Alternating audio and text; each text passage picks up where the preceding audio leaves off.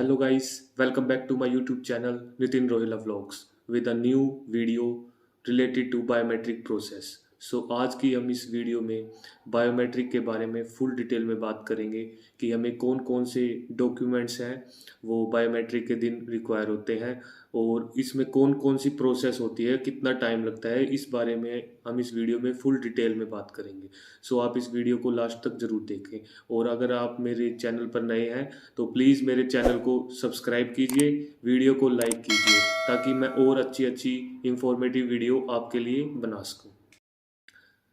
अगर आपको ये पता करना है कि कॉलेज कनाडा के कितने दिन में अपने ऑफर लेटर प्रोवाइड करते हैं तो उसके लिए मैंने एक डिटेल में वीडियो बना रखी है। आप उस वीडियो को ज़रूर देखना जिसका लिंक आपको आई बटन में मिल जाएगा। और अगर आपको मेडिकल से रिलेटेड कोई वीडियो अगर देखनी है तो वो भी मैंने पहले से ही बना कर रख रखी है और उसका भी लिंक आपको आई बटन में मिल जाएगा। तो उस वीडियो को भी ज़रूर देखें जिससे आप अगर मेडिकल कराने जाते हैं तो आपको कोई भी दिक्कत का सामना नहीं करना पड़ेगा। और आपको पता चली गया होगा कि कनाडा ने इंटरव्यू प्रोसेस भी स्टार्ट कर दिया है, तो उसके ऊपर भी मैंने एक डिटेल में वीडियो बना रखी है। तो प्लीज़ आप उस वीडियो को भी ज़रूर देखें ताकि अगर आपको इंटरव्यू की कॉल आती है तो आपको कोई दिक्कत का सामना ना करना पड़े, ईजिली आप अपना इंटरव्यू दे सके। और उसमें मैंने इंपॉर्टेंट क्वेश्चंस के बारे में भी और इम्पोर्टेंट डॉक्यूमेंट्स के बारे में भी बताया है। तो please check out this video, उसका लिंक भी आई बटन में आपको मिल जाएगा। अब हम बात करते हैं बायोमेट्रिक प्रोसेस के बारे में। तो without wasting any time let's start the video.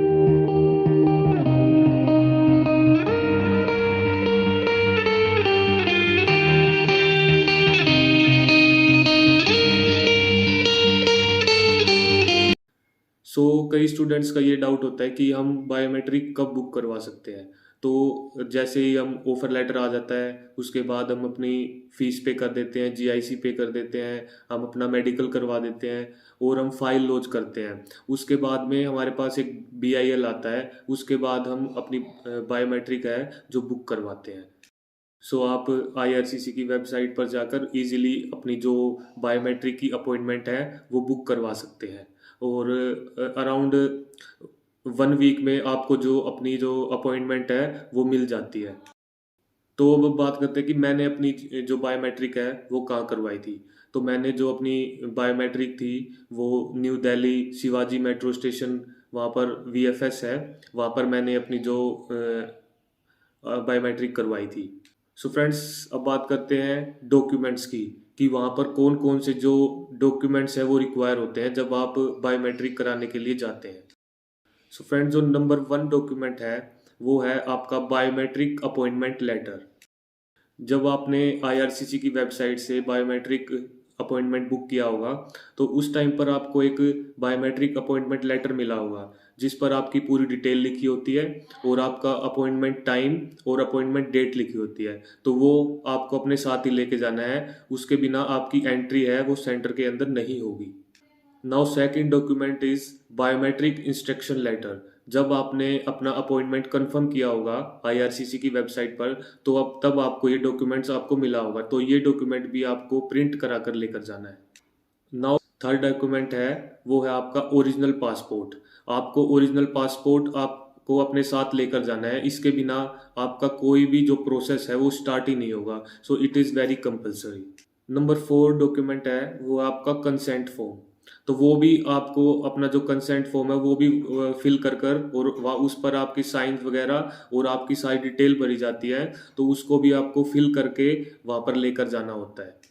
Friends, ये थे 4 इंपॉर्टेंट डॉक्यूमेंट्स जो आपको अपने साथ लेकर जाने होते हैं। इनके बिना आपकी कोई भी प्रोसेस वो स्टार्ट नहीं होती। एंट्री से लेकर एग्जिट तक आपके ये 4 डॉक्यूमेंट्स हर प्रोसेस पर चेक होते हैं। आप इन डॉक्यूमेंट्स को अपने साथ लेकर जाएं। अब बात करते हैं कि आपको कितने टाइम पहले आपके जो अपॉइंटमेंट सेंटर है वहाँ पर पहुँचना होता है। अराउंड 15 to 20 मिनट्स पहले ही आप वहाँ पर पहुँच जाएं। ज़्यादा पहले जाने की कोई ज़रूरत नहीं होती क्योंकि 15 या 20 मिनट से पहले आपकी एंट्री नहीं होती, क्योंकि हर जो 15-15 मिनट में वहाँ पर आपकी अपॉइंटमेंट होती है। ज़्यादा टाइम तो वहाँ पर लगता नहीं है, अंदर अराउंड 20 to 30 मिनट्स ही लगती हैं। अब बात करते हैं कि मैं जब अपनी बायोमेट्रिक कराने के लिए गया था, तो मेरी एंट्री से लेकर एग्ज़िट तक क्या-क्या प्रोसेस हुई, उसके बारे में मैं आपको डिटेल में बताऊँगा।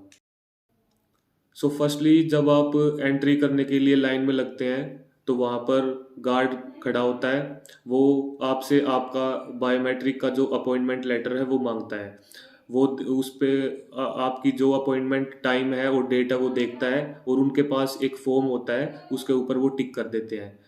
उसके बाद जो आपकी एंट्री हो जाती है। फिर उसके बाद आपकी बैग वगैरह चेक किए जाते हैं, ताकि आपके बैग में कोई ऐसा-वैसा सामान तो नहीं है जो अंदर अलाउड नहीं हो। तो आप अपने बैग में कुछ ऐसा-वैसा सामान ना लेकर जाएँ जिससे आपको दिक्कत हो। अगर आपने अपना biometric new Delhi Shivaji metro station में करवाया है, तो आपको स्टेयर्स से नीचे उतरना होगा, और उससे राइट साइड में आपको जाना होगा जहाँ पर कनाडा की बायोमेट्रिक होती है। वहाँ पर बहुत सारे गार्ड भी खड़े होते हैं, तो आप उनसे पूछ सकते हैं कि कनाडा की बायोमेट्रिक कहाँ पर होती है, वो आपको सारी चीज़ गाइड कर देते हैं। सो फिर वहाँ पर जब आप जाते हैं, तो आपके डॉक्यूमेंट फिर से चेक होते हैं। वो आपका अपॉइंटमेंट टाइम और आपकी अपॉइंटमेंट डेट वहाँ पर चेक करते हैं, और वहाँ जाने से पहले, एंट्री करने से पहले आपका बैग्स जो है वो फिर से चेक होते हैं। सो फ्रेंड्स, मैं एक इम्पोर्टेंट बात आपको बता देता हूँ कि वहाँ पर जो लैपटॉप है वो अलाउड नहीं होता। अगर आपके बैग में लैपटॉप है, तो आप उसे अंदर नहीं ले जा सकते। सो मैं आपको बोलता हूँ कि आप लैपटॉप ना लेके जाएँ, क्योंकि लैपटॉप वहाँ अलाउड नहीं होता। और वो आपको बता देते हैं कि आपको कौन-कौन से डॉक्यूमेंट है वो निकाल कर रखने हैं। वो आपको सारी चीज़ें गाइड कर देते हैं, जो वीएफएस के अंदर एंट्री करने से पहले। और जो सेकंड इम्पोर्टेंट थिंग है कि आपको मोबाइल है वो साइलेंट कर कर रखना होता है। फिर जैसे ही आप अंदर एंट्री करते हैं, तो वहाँ पर काउंटर्स बने होते हैं, तो फिर वो आपको लाइन में खड़ा करते हैं। जैसे ही आपका टर्न आता है, तो वो आपसे आपके डॉक्यूमेंट्स, आपका ओरिजिनल पासपोर्ट मांगते हैं। उसके बाद वो आपसे पूछते हैं कि आपको कौन सी सर्विस लेनी है, आपको प्रीमियम सर्विस लेनी है या नॉर्मल सर्विस लेनी है। सो वो आपकी अपनी चॉइस के हिसाब से ही आपको टोकन नंबर दिया जाता है। अगर आप प्रीमियम सर्विस लेते हैं, तो आपको अलग टोकन दिया जाता है, और आप अगर नॉर्मल सर्विस लेते हैं, तो आपको अलग टोकन दिया जाता है। सो फ्रेंड्स, अब हम बात करते हैं कि प्रीमियम और नॉर्मल सर्विस में क्या डिफरेंस होता है। सो फ्रेंड्स, मैंने बायोमेट्रिक सर्विस चूज़ करने से पहले मैंने उनसे पूरी डिटेल में पूछा था कि इसका क्या बेनिफिट और इसमें क्या चीज़ें होती हैं जिससे हमें इतनी फ़ीस पे करनी पड़ती है प्रीमियम के लिए। सो उन्होंने कुछ बेनिफिट्स मेरे को उन्होंने बताए। सो फ्रेंड्स, नंबर 1 है कि आपको वहाँ पर लाउंज एक्सेस मिल जाता है, जहाँ पर ड्रिंक्स वगैरह रखी होती हैं, न्यूज़पेपर वगैरह होते हैं, आप जितनी चाहे उतनी ड्रिंक पी सकते हैं, जूस वगैरह रखे होते हैं। तो आपको ज़्यादा वहाँ पर बैठने नहीं देते, 5 या 10 मिनट होती है, तो उतनी देर में आप कितना ही जूस वगैरह पी लोगे। तो ये कोई बेनिफिट वाली बात तो थी नहीं। और नंबर सेकंड बेनिफिट ये था कि आपकी जो बायोमेट्रिक है वो उसी दिन अपडेट हो जाती है। नॉर्मल सर्विस में ये होता है कि वो 1 दिन भी लग जाते हैं, 2 दिन भी लग जाते हैं, लेकिन प्रीमियम सर्विस वालों की जो बायोमेट्रिक है वो एट ए टाइम अपडेट हो जाती है। सो नंबर थर्ड बेनिफिट ये है कि आपको आपके हर स्टेप के बारे में वो बताते रहते हैं मेल के थ्रू, कि अब आपका वीज़ा जो कहाँ पहुँच चुका है, अब आपकी प्रोसेस कहाँ पर आ चुकी है, तो उसके बारे में वो आपको मेल कर कर बताते रहते हैं। और नंबर फोर्थ है कि आपकी जो कुरियर सर्विस हो जाती है, जब आप अपना पासपोर्ट वहाँ पर सेंड करते हो, तो जो आपकी कुरियर सर्विस है वो फास्ट हो जाती है। तो वो ये गारंटी लेते हैं कि हम 6 डेज़ के अंदर आपका जो पासपोर्ट है वो प्रिंट कराकर वापस आपके पास भेज देंगे। उन्होंने ये भी बताया कि जो प्रीमियम सर्विस है वो कुरियर सर्विस को फास्ट करने के लिए है, ना कि इससे आपकी पीपीआर है वो ज़रूर आ जाएगी। वो इसकी गारंटी नहीं लेते हैं।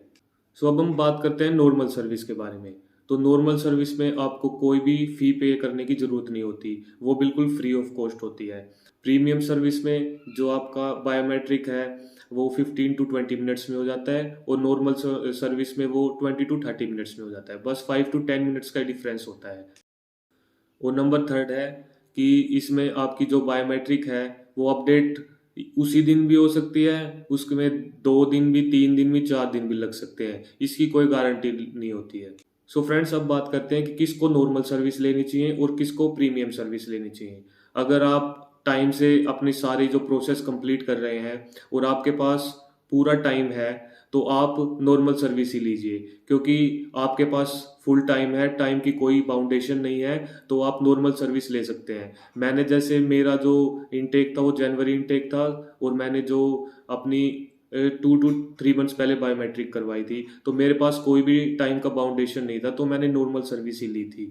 अगर आप अपना प्रोसेस करवाते हुए लेट हो गए हो तो आप प्रीमियम सर्विस लो, ताकि जो आपकी पीपीआर आने के बाद आपका जो पासपोर्ट है वो 3 to 5 डेज में आपके पास आ जाए।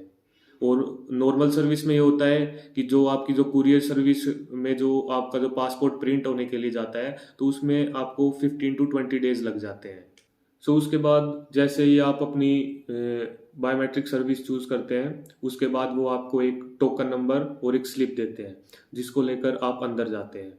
जैसे ही आप अंदर एंट्री करते हैं तो वहाँ पर चेयर्स वगैरह लगी होती हैं, आपको वहाँ पर बैठना है और आपको अपनी टर्न का वेट करना है। वहाँ पर स्क्रीन्स लगी होती हैं, मॉनिटर्स लगे होते हैं, वहाँ पर टोकन नंबर वहाँ पर चलता रहता है, और वहाँ पर अनाउंसमेंट भी होता रहता है कि आपको कौन से रूम में आपको बायोमेट्रिक के लिए जाना होता है। सो वहाँ पर आपको ज़्यादा वेट नहीं करना होता, अराउंड 5 to 10 मिनट्स में आपका जो टर्न आ जाता है।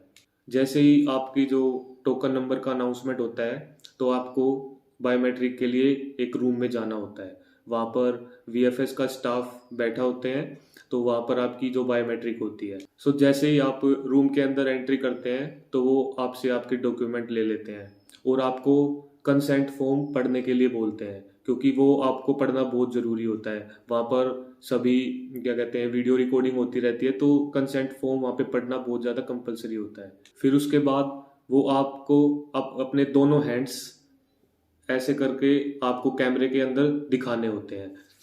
उसके बाद वो आपके फिंगरप्रिंट्स लेते हैं। तो फिंगरप्रिंट्स 3 पार्ट्स में होता है। पहले आपके राइट हैंड की 4 फिंगर्स की जो फिंगरप्रिंट ली जाती है, उसके बाद लेफ्ट हैंड की 4 फिंगरप्रिंट्स की प्रिंट्स ली जाती है। उसके बाद आपके जो दोनों थंब्स हैं उनका एक साथ ही फिंगरप्रिंट लिया जाता है। उसके बाद वो आपको एक चेयर पर बैठने के लिए बोलते हैं, फिर आपकी वहाँ पर फोटो क्लिक होती है। उसके बाद वो आपके पासपोर्ट के पीछे आपके जो बायोमेट्रिक है उसका बार कोड लगा देते हैं और आपको दे देते हैं, तो आपकी जो बायोमेट्रिक है वो कंप्लीट हो जाती है। सो बायोमेट्रिक की इस फुल प्रोसेस में अगर आप नॉर्मल सर्विस लेते हो तो आपको 20 to 30 मिनट्स ही लगते हैं।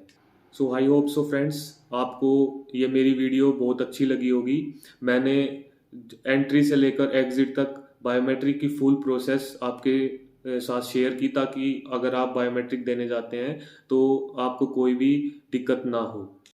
आई होप सो आपको जो मेरी ये वीडियो है अच्छी लगी होगी। अगर अच्छी लगी हो तो प्लीज़ मेरी वीडियो को लाइक कीजिए, चैनल को सब्सक्राइब कीजिए, और प्लीज़ बेल आइकन को ज़रूर दबा लें, ताकि आगे आने वाली वीडियो की सारी नोटिफिकेशन आपको पहले ही मिल सके।